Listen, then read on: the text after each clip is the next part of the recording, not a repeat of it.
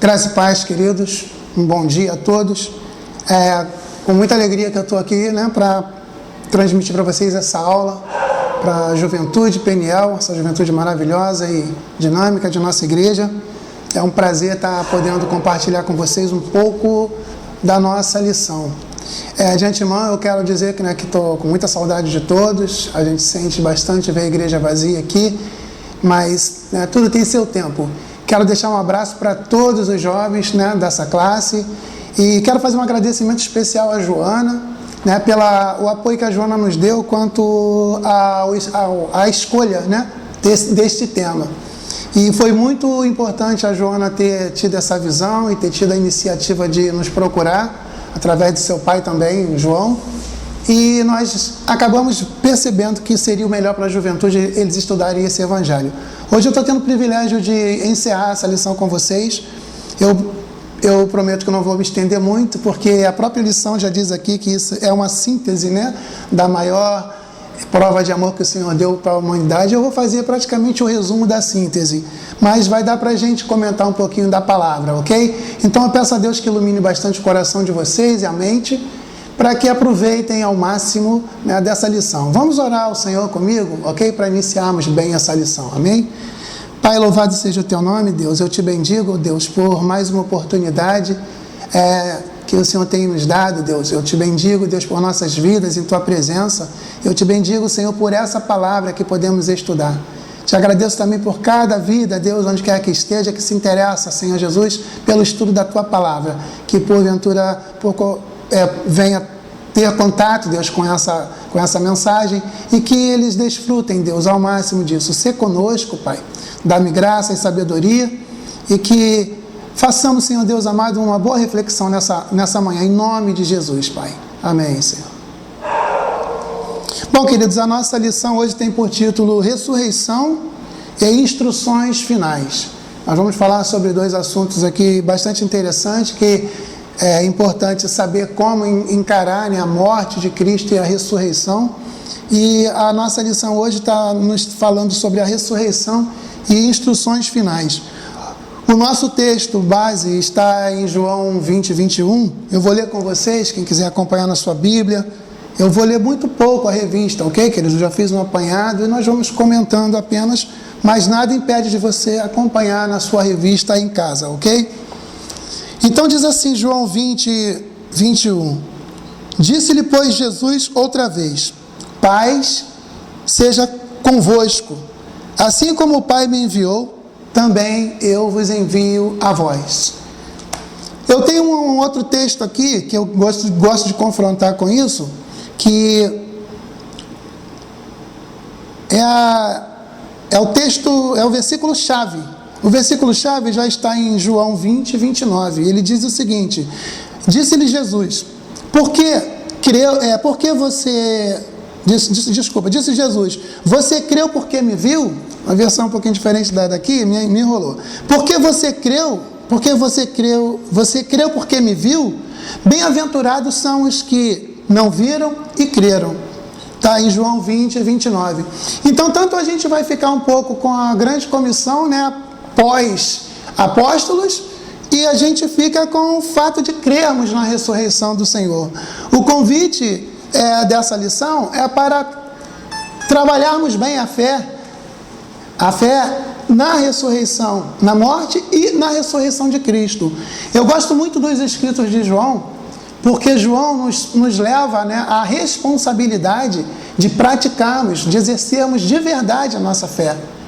Assim como ele nos faz entender que se você tiver conhecimento teológico, você tiver influência social, bens, experiência de fé, seja o que for, mas você não tiver amor, se você não praticar o amor, ou se você não praticar o que você diz viver, você neutraliza tudo. Tudo que você aparenta, tudo que as pessoas possam imaginar de você, tudo isso é lançado por terra, é neutralizado. Se você não viver o que realmente você estuda na palavra de Deus. Outro apóstolo que eu gosto muito é Paulo, e interessante que Paulo, ele nos abastece com conhecimento. Paulo nos dá grande base bíblica para a nossa vida, doutrinária, conhecimento teológico, mas João vem e entra nessa questão aí, ele diz o seguinte, se não tiver amor, né? Não serve de nada isso. Paulo também, ali em 1 Coríntios, no capítulo 13, versículo 1, ele fala, né, que seria como um metal que tine, né, que retine, um sino, é uma coisa só que só faz barulho. Então, é para você atestar a sua fé, para você testificar aquilo que você diz viver, você tem que ter o amor na sua vida. Isso é muito importante. Então, ressurreição e instruções finais. O alvo dessa lição é fundamentar a fé nos dois pontos que eu acabei de falar. Morte e ressurreição. Às vezes, pelo mau hábito que temos, ou já herdamos, né, de pessoas que nos deram instruções, a gente às vezes valoriza sempre um ponto só um ponto da história de Cristo. Uns se apegam mais à cruz, outros se apegam mais ao túmulo, né? Outros já se apegam mais à ascensão de Cristo. E eu costumo dizer o seguinte, que é um alinhamento só, né? A missão de Cristo, ela é um alinhamento só, seja nascimento, a paixão de Cristo, a morte, a ressurreição, a ascensão de Cristo e a sua volta para buscar a igreja. Sendo que hoje o autor preparou para nós só esses dois assuntos, então não tem como eu separar isso. Tem pessoas que às vezes ficam presas, né, a um ponto só da Bíblia, por questões particulares, tá? Então hoje a gente vai dar uma trabalhada nisso, porque é muito importante a gente saber como praticar o que a gente estuda na palavra de Deus, ok, queridos? Então nós não vimos o Mestre, correto? Não vimos o Mestre nem vivo, nem morto, nem ressuscitado. E eu pergunto, o que eu estou fazendo aqui hoje falando de Cristo? O que você está fazendo aí hoje aprendendo de Cristo? O que o nosso querido irmão Charles está aqui nos apoiando hoje dentro de assuntos referentes a Cristo, a fé? Isso, queridos, é porque nós cremos, nós soubemos validar essa mensagem que recebemos de alguém um dia, essa mensagem que ouvimos. Então, isso sim é fé. A leitura da introdução, ela vem dizendo o seguinte, deixa eu ler aqui um pedacinho com vocês, porque eu pretendo mais falar, está no primeiro tópico, diz assim: na sexta, a morte de Jesus na cruz, a morte de Jesus na cruz havia sido consumada. No sábado, nada fizeram os discípulos. Eu só quero comentar isso, porque era um dia sagrado para os judeus, mas o que eu sempre reflito nesse instante é o quadro que os discípulos estavam vivendo nesse momento, gente. Imaginem bem aquela expectação que fica da nossa vida, né, normal, o que virá, o que acontecerá, como é que vai ser daqui para frente. Tentem imaginar o que se passava na cabeça deles. Porém, eles não podiam fazer absolutamente nada. Eles estavam simplesmente ali pensativos, vivendo aquele momento. Mas já no domingo, eu tenho aqui algumas anotações, já no domingo, Maria vai ao sepulcro e alguns discípulos também. A cena que se passa nesse instante, ela tem duas reações. Uma de Maria, eu gostaria de destacar, e a outra dos apóstolos, que foram embora. Ambos encontraram o túmulo vazio, correto? Ambos encontraram o túmulo vazio. A reação de Maria foi ficar por ali e chorar. Os discípulos, provavelmente bastante entristecidos, sem saber o que fazer, o que pensar, voltaram, saíram. Mas a atitude de Maria Madalena, me chama a atenção, porque mesmo sem ela ter o entendimento, porque tanto ela quanto os apóstolos que foram lá, não tinham entendimento do que estava acontecendo. Pedro e João, quando ouvem falar que o sepulcro estava vazio, eles simplesmente saem correndo. Depois um corre mais do que o outro, passa, um chega primeiro, não entra, depois o outro entra. Mas eu chamaria isso de corrida às cegas. Eles correram para quê e por quê? E de repente a preocupação deles estava no sumiço do corpo de Jesus, né? E não assim na alegria de estar entendendo o que estava acontecendo, que o que Jesus prometeu estava se consumando. Mas eles saem de cena, fica Maria. Eu preguei aqui na quarta-feira, no dia 29/4, quem quiser dar uma olhadinha lá no culto das mulheres, eu falava sobre a humilhação. Ali eu falo um pouco sobre a humilhação e a figura principal ali eu usei Davi. Aqui no caso Maria Madalena consegue chegar no mesmo ponto que eu coloquei ali que Davi chegou. Ela senta, chora, e o autor aqui diz que pelo menos 3 vezes se faz menção aqui, né, nesse capítulo aqui do choro de Maria, né? E nessa humilhação de Maria, ela consegue conquistar o sobrenatural de Deus. A palavra diz que logo depois 2 anjos aparecem. Observem bem, eles estavam num plano natural, né? Jesus subiu chorando, a reação é o choro. Os outros saíram provavelmente entristecidos, sim, mas estavam todos num plano terreno. Eles estavam olhando tudo como aquilo que acontecia, que estava acontecendo.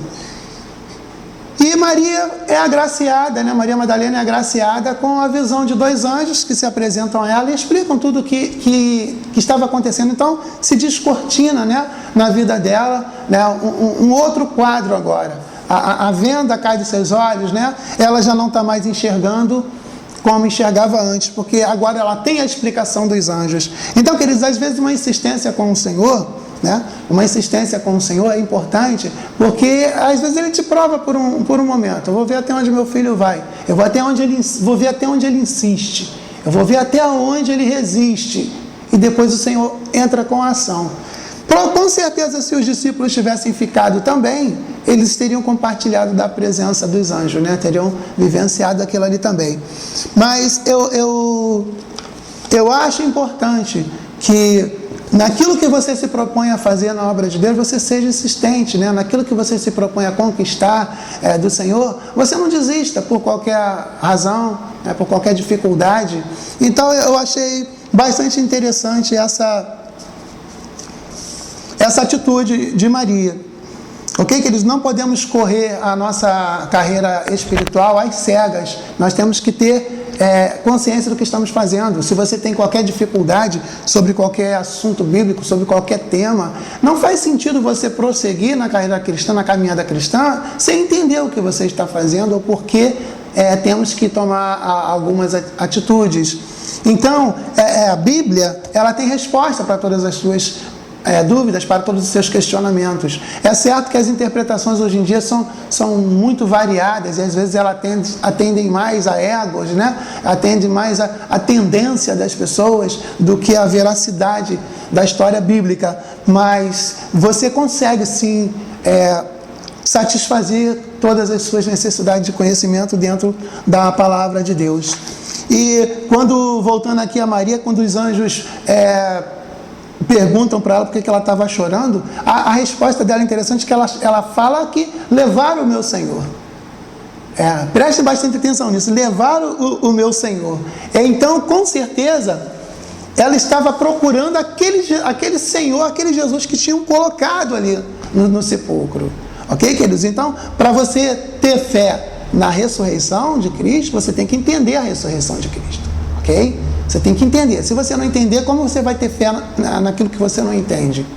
É comum isso. Eu, por exemplo, né, eu sou muito crítico nisso. A pessoa me fala alguma coisa, nós temos duas atitudes. Ou vamos crer e vamos nos beneficiar ao máximo, né, daquela informação, daquilo que nos passam, ou não vamos acreditar e vamos descartar, vamos deixar de lado. Eu acho que não existe isso.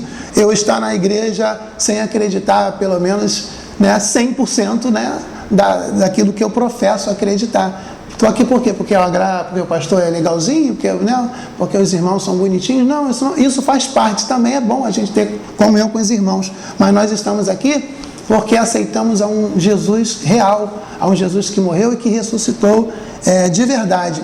Então, queridos, vamos tirar esses pontos de interrogação da nossa vida, ok? Para que a gente não tenha nenhuma dificuldade de relacionamento com o Senhor. Quanto às aparições, porque essas aparições vão nos levar a um ponto que eu acho interessante aqui. Temos a primeira aparição aqui, e eu quero falar um pouquinho nessa questão da aparição a Maria Madalena, porque Maria Madalena agora já não está mais vendo Jesus como ela via. Okay? Ela procurava, na verdade, ali, o Jesus da terra. Ela procurava o Jesus da terra. E na aparição de Jesus para ela, agora o Senhor faz com que Maria entenda que ela está precisando, nesse momento agora, do Jesus glorificado, né? Do Jesus ressurreto, melhor dizendo, porque ele foi glorificado após. Ela até tentou se aproximar, tocar em Jesus, ele pediu que não tocasse, porque porque ele ainda ia ser glorificado ainda. Então, Maria foi beneficiada nisso, porque agora ela começa a entender que ela não precisava de um Jesus que estava no sepulcro, mas sim de um Jesus que venceu a morte e ressuscitou. Queridos, é desse Jesus que nós precisamos. Tem pessoas que ficam presas à cruz. Eu nunca vou desfazer do evento da cruz. Como eu disse, eu entendo que é uma constante, é um plano só. Ok, nascimento, como eu já citei lá atrás. Então eu não posso desfazer da cruz, mas quando você volta para a cruz, quando você se prende à cruz, é como se você tivesse retrocedido alguns passos.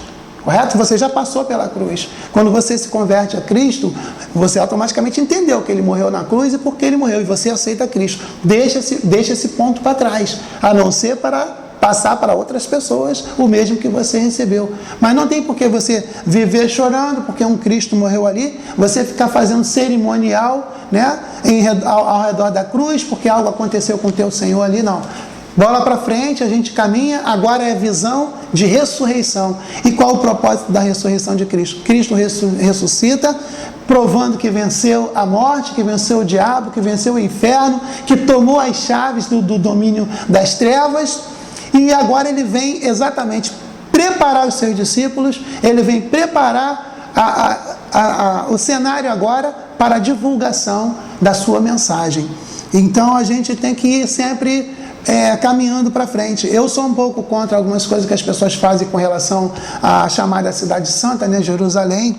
Não que eu tenha nada contra Jerusalém, eu tenho contra a maneira como as pessoas se reportam a Jerusalém. Porque eu defino o seguinte, são verdadeiras romarias que estão se fazendo hoje. Aquela história de turismo já ficou um pouquinho, né, para trás. Então as pessoas estão se tornando frenéticas agora, até frenéticas em relação a ir a Jerusalém. Com certeza, se eu pudesse ir, eu iria, mas dentro de um cunho turístico, conhecer realmente. Eu gosto de história, eu gosto de arqueologia, então eu iria mergulhar um pouquinho ali, boiar ali no Mar Morto um pouquinho, né? Diz que é interessante isso aí, mas, queridos, nada de querer trazer nada sagrado de lá, nem terra, nem pó, nem azeite, nada disso. E é lamentável, porque eu já vi mesmo pastores, não é difícil você ver isso, que estão fazendo até mistura, eu não sei como que eu chamaria isso, porções, é um pouco disso, um pouco daquilo, e pó de ouro, não sei mais o que, azeite, não sei das quantas, mistura aquilo tudo e lamentavelmente estão vendendo por preços, por um preço exorbitante em suas igrejas, em suas reuniões, e as pessoas, né, um pouco que cegas, essa fé cega que eu falei que os discípulos estavam correndo sem entender, muita gente caminhando no Evangelho de uma forma cega, abraçam esses modismos e acabam investindo grande soma de dinheiro para ter dentro de casa uma pedrinha, não sei de onde, e às vezes a gente vai e critica a romaria lá, ao Juazeiro lá, né, a adoração ao Padre Cícero, a Aparecida, como algumas outras religiões fazem, a gente critica, mas os cristãos estão se perdendo nesse ponto por falta de vigiar. Eu só quero dizer o seguinte, em Jerusalém não tem mais nada do que você precisa para a sua vida como essencial, porque a palavra diz que o Senhor está aqui, né? O Senhor está aqui, Ele está aqui, está aí com você, Ele está no ônibus, está no seu trabalho, aquilo que você entende por aqui, é onde o Senhor está. E quando eu desprezo o estar aqui do Senhor e começo a me prender a questões materiais, né, pequenininhas coisas, eu sou muito desmistificado dessas coisas, graças a Deus sempre fui, queridos. Em qualquer denominação por onde eu passei, eu tenho um alinhamento de fé, de prática, então dificilmente eu me prendo e me contamino com essas coisas, mas a chamada desse assunto que eu estou fazendo para você é isso, para você se desvincular do que já passou e agora é o que está para frente, ok? A gente vê aqui que para os discípulos, espera um pouquinho que eu dei uma perdida aqui, sim, eu passei a folha aqui, diz assim o seguinte, ó, para os discípulos a aparição serviu para um fortalecimento, foi um boom assim na vida deles, né? Um grande impacto que eles tiveram com a manifestação de Jesus para eles, agora ressurreto, né? Um Jesus ressuscitado. E todo aquele medo que eles tinham agora cai por terra, porque imaginem como eu estava te levando a pensar. Se fizeram com o mestre, o que não vão fazer conosco? E agora? Então alguns saíram para pescar, né? Foi até onde eles foram abençoados nessa pesca que eles foram fazer, porque Jesus se apresentou a eles também ali na praia. Mas vamos continuar falando aqui dessa mudança de comportamento dos discípulos após terem um contato com o Senhor. Então agora ele aparece a 7 discípulos desses que eu tinha falado. Esses 7 foram pescar, voltaram para pescar. Mas é bom ressaltar aqui uma informação, que Jesus não tinha só esses discípulos aos quais se refere essa passagem. Por exemplo, eu não separei para essa aula aqui, mas nós temos um texto na Bíblia que Jesus dispensa 70 discípulos para uma missão. E sempre Jesus mandava sair de 2 em 2. Então, esses aqui foram separados como apóstolos. Uma missão um pouco mais detalhada, mais especial do que a dos outros. Mas Jesus tinha muitos discípulos. Então, esses estavam ali juntos. Mas imagine os outros dispersos, né? A gente vê também ali em Lucas a narrativa ali de 2 que estavam no caminho de Emaús ali, eles estavam comentando, também eram discípulos de Jesus, até que Jesus se encontra com eles também, após a ressurreição. Então eles foram abençoados nessa aparição, dessa forma, tendo o fortalecimento. E já aos 7 discípulos, esses que foram pescar, a palavra de Deus diz que eles não foram muito felizes, né, na pescaria, mesmo com toda a experiência deles, mas Jesus já estava no outro lado da praia, com a providência pronta para eles. Jesus já tinha pão e peixe assado, e com certeza Jesus estava acompanhando toda a trajetória deles, né, queridos? E agora Jesus se mostra para eles, Jesus se apresenta para eles como um Deus provedor. Deus provedor, estou aqui, estou com vocês. E deve ser o exemplo de qualquer pai, né, que cuida de uma família, que cuida dos filhos, ter essa preocupação de cuidar, manter, né, a sua casa, manter a sua família. É sacrificante, mas tem que correr atrás mesmo, tem que buscar, e sempre focado em fazer o melhor pela sua família, porque é uma herança que temos do Senhor, né, esse tipo de comportamento. A gente não pode negligenciar isso, a gente não pode deixar passar. Você ser o mantenedor, né, da sua casa, da sua família. Isso é muito importante, ter comunhão com sua esposa, com seus filhos, né, nessa questão de negócios, ok? E é interessante que, dentre esses acontecimentos, Jesus passa para João, algo que João pega, na verdade, não é Jesus exatamente que passa, mas por Jesus se apresentar para ele, chamando-os de filhos, né, de filhos, João já começa a ver assim em Jesus um tom diferente, um toque diferente, a mais ainda do que ele já via em Jesus, agora já, né, com um potencial maior e já em outra esfera de ação. João agora, e ele pega isso, tanto que em suas cartas ele está sempre chamando, né, aos destinatários de filhinhos, amados. E João já era considerado um discípulo do amor, realmente, ele era uma pessoa bem carinhosa, mas agora ele vai dar uma esmerilhada nisso, ele melhora mais ainda isso, porque ele observou que agora, quando Jesus se apresenta, ele chama ele de filhos, né? Filhos, de uma expressão assim muito, uma expressão muito íntima, né? Uma expressão muito pessoal. E essas aparições foram importantes. Um detalhe que eu tenho aqui na revista, que está escrito João para hoje, ratificando o que eu acabei de falar sobre a desmistificação da nossa fé em pequenas questões. Observe bem aqui, a grande diferença entre o cristianismo e as grandes religiões do mundo é que o túmulo de Jesus está vazio.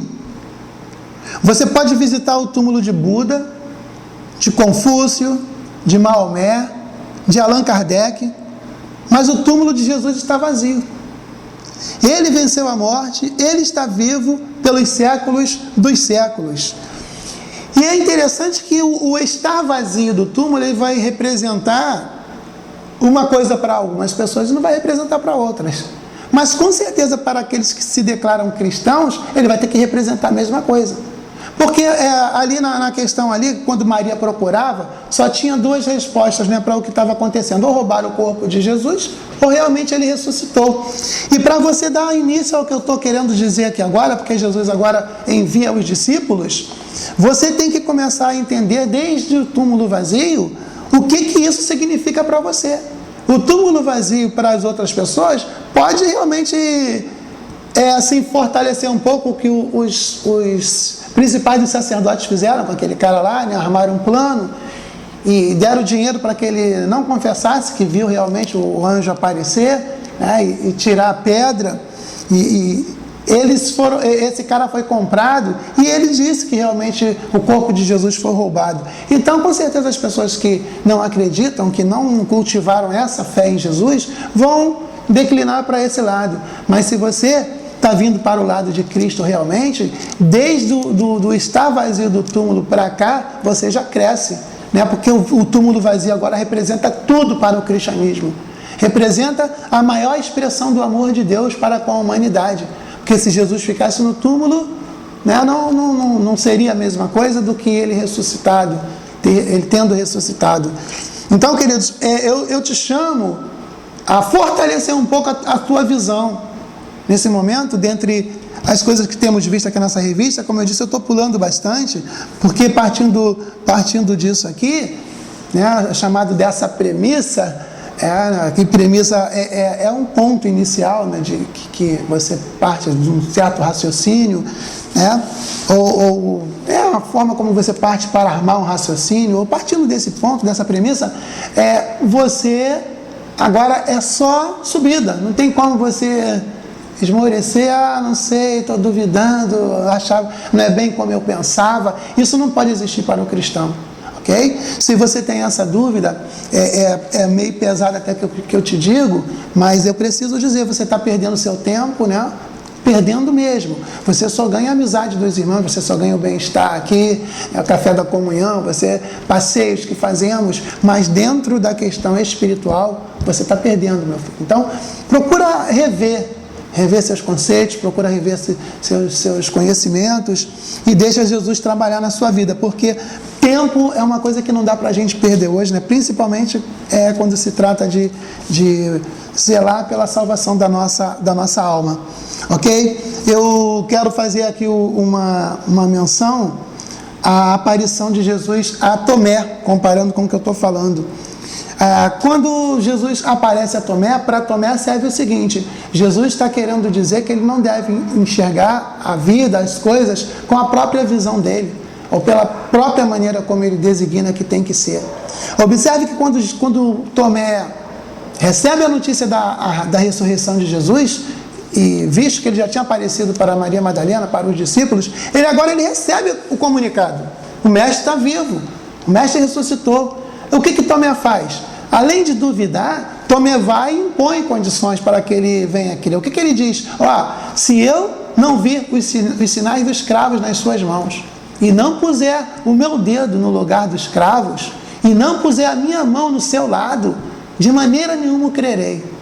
Tenta imaginar isso, querido. Se eu aceito Jesus como Salvador, eu vou aqui no altar, levanto minha mão, aceito. Aí viro para o pastor e falo: pastor, eu vou crer em Jesus, mas se for assim, se for assado, isso não pode existir na nossa vida. Eu vou servir Jesus, mas se for assim, se for assado, se Jesus fizer isso comigo, são condicionamentos que não nos diz respeito, né? Formularmos para o Senhor tais questionamentos, né? Tais, como eu diria, exigências, né? Não podemos partir para esse lado. Então Tomé perde agora um grande privilégio de ser considerado um bem-aventurado. Como eu disse, nós que não vimos, recebemos de Jesus o título de felizes. Muito felizes somos nós. Quanto tempo tem que Cristo consumou a sua missão salvífica ali na cruz, ressuscitou, ascendeu? Estamos agora aguardando a sua volta, né, para a transformação da igreja, novos corpos, né, uma nova vida, e crendo naquilo que às vezes é difícil, uma mente normal acreditar, é difícil, mas se eu sair da minha vida comum, pensando em servir Jesus preso a uma mente natural, eu serei uma pessoa infeliz. né, que você será uma pessoa infeliz. A gente tem que realmente deixar para trás. É nova criatura, é tudo novo, é mente nova, expectativas novas, né, uma submissão nova. Até dentro da sua casa, seu relacionamento com seus pais, você às vezes sofre, você cede por amor a Cristo. Coisas que você fazia, coisas que você gostava de fazer, lugares que você gostava de frequentar que não convém mesmo, mas aí você deixa, não é por você, você deixa por amor a Cristo, é o sacrifício que você põe agora diante do altar do Senhor, o chamado sacrifício vivo, né? E se você está realmente em Cristo, agora a vida que vive na sua carne é a vida de Cristo, como o apóstolo Paulo falou. Então, toda essa aparição teve um objetivo. E prendendo agora a nossa vida ao último ponto da questão dos discípulos, quando Jesus aparece, é que Jesus agora vai e prepara os discípulos para a grande comissão. E eu pergunto, se os discípulos não estão mais na terra exercendo esse papel, cabe a quem continuar? Cabe a nós, queridos. Então nós usamos todas as estratégias necessárias, usamos todos os mecanismos necessários para que a obra de Cristo prossiga, para que o Evangelho continue sendo pregado. Eu quero voltar aqui para a revista, agora já no finalzinho, estamos já concluindo. Como eu disse, a minha intenção era fazer só um resumo, um apanhado. Tá? Eu te convido a ler comigo agora na tua revista, se você quiser, está lá no tópico 2, instruções finais, do versículo 15 ao 23, não vamos ler isso tudo, mas está em João 21, do 15 ao 23, Jesus dá uma instrução final aos seus discípulos. Eu quero dizer o seguinte, você não está fora disso não, eu não estou fora de tudo isso que a gente vê aqui. Diz assim, depois de tanta história, Pedro ficou novamente diante do mestre. Observe que nos versos 15 e 17, por 3 vezes, Jesus perguntou a Pedro se ele o amava. Por 3 vezes Pedro respondeu que amava Jesus. Entretanto, vemos que na terceira vez que Jesus faz a pergunta, Pedro foi tomado por uma tristeza. Provavelmente porque, ao perguntar por 3 vezes, Jesus chamou a atenção de Pedro sobre o evento quando este o negara por 3 vezes, versículo 18. Capítulo 18, versículo 15. Note também que ao final de cada pergunta, Jesus ordenou que Pedro cuidasse das suas ovelhas. Ou seja, se eu tentar passar um pouquinho melhor para vocês, Jesus se volta para Pedro e fala, Pedro, você me ama? Ele fala, te amo, amo sim, Senhor. Aí Jesus vai falar assim, é como se agora em silêncio Jesus dissesse, Pedro, vê se você não vai vacilar de novo. Lembra do que aconteceu lá? Pedro, você me ama? E isso para forçar mesmo, é o que a gente costuma chamar de choque, né, de realidade. Hoje, em nossos dias, um choque de realidade às vezes é muito importante em todas as situações. E Jesus faz de novo a pergunta. Aí quando Pedro cai em si, que ele tinha negado ao Senhor por 3 vezes, ele se entristece e diz, Senhor, tu sabe todas as coisas, tu sabe que eu te amo. E com certeza com esse arrependimento, né, Jesus vai e entende que Pedro agora está pronto para essa grande comissão de cuidar do rebanho do Senhor Jesus. Esse evento aqui é semelhante àquela missão que o pai dá para o filho, e já sabe que o filho às vezes é meio peralta, é meio esquecido, fala, fulano, tu vai fazer mesmo? Eu vou, pai, pode deixar. Fulano, tu não esquece não, hein, fulano? Não, pai, pode deixar, daqui a pouco eu vou fazer. E o pai fala pela 3ª vez. É para a coisa ficar bem incisiva ali, né? Bem lembrada na mente da criança, e Jesus fez com que Pedro entendesse, tipo assim, Pedro, agora não é mais como aconteceu lá não, Pedro. Agora eu vou te dar agora uma responsabilidade que é séria. Então, Pedro, não vacila, Pedro, não dá mole, porque é a minha igreja. Ok? Vamos continuar aqui na sequência aqui. Jesus faz uma declaração direta a Pedro sobre o gênero da sua morte, está no versículo 18 e 19.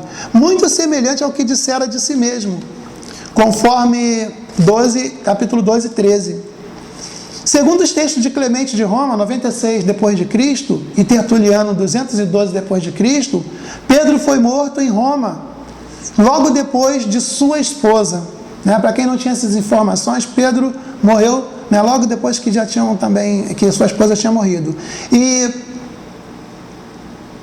ambos Alguns foram crucificados como criminosos. Olha que absurdo, querido. A pessoa fala, mas não faz sentido, não tem lógica. Eu saio de uma vida razoável, não era das piores, aceito um Jesus como meu Salvador, começo a viver sob provações, sob lutas.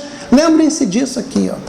No final da vida dos apóstolos, eles morrem dessa maneira, cada um da sua maneira, mas morreram sob tortura mesmo. Pedro foi morto em Roma, já li, né? Fascinado ou amedrontado com a notícia de Jesus, Pedro perguntou sobre a morte de João. Está no versículo 20 e 23. Porém, Jesus informou que a resposta àquela questão lhe era exclusiva, o que gerou uma crendice popular de que João seria imortal. E isso não é verdade.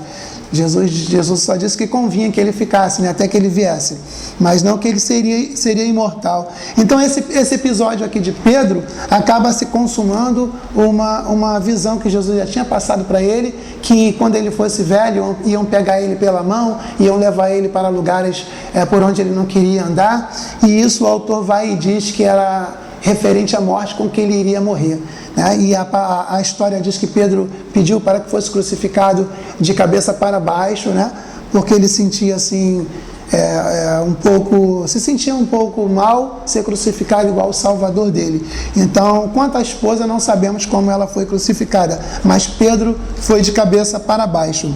Os dois versos finais, que são uma espécie de pós-escrito, né? Possivelmente os dois últimos versos de João, foram escritos por outro autor, né, que não o próprio João, algo parecido com Deuteronômio 34. Josué narra ali a morte de Moisés. Josué está narrando a morte de Moisés. Isso não é nenhum problema, segundo o autor, para a cronologia do Evangelho, ok? O que acontece, gente? É a mesma coisa quando existe o autor de um ocorrido e uma pessoa que testemunhou, ou uma pessoa que ouviu, e ela vai e às vezes repete a mesma coisa que aconteceu, ou o que foi dito sobre por aquela pessoa, às vezes através de uma outra pessoa. Então, em escritos dessa pessoa, aquilo entra. Mas se você for ver mais atrás, nos outros versos aqui, João também tinha dito isso. João tinha dito a mesma coisa, ok? Que esse autor fala nesses últimos versos. A conclusão é o seguinte: concluímos essa lição citando as palavras do apóstolo Paulo: pois o amor de Cristo nos constrange, porque estamos convencidos de que um morreu por todos, logo todos morreram. E ele morreu por todos, para que todos aqueles que vivem já não vivam mais para si mesmo, mas para aquele que por eles morreu e ressuscitou. Está lá em 2 Coríntios 5, 14, 15. Lemos a versão, a nova versão internacional, ok? E que você possa guardar o teor dessa mensagem de hoje. Amém, querido? E que as palavras que nós estudamos aqui possam ficar vivas no seu coração. Amém? Que Deus abençoe a todos.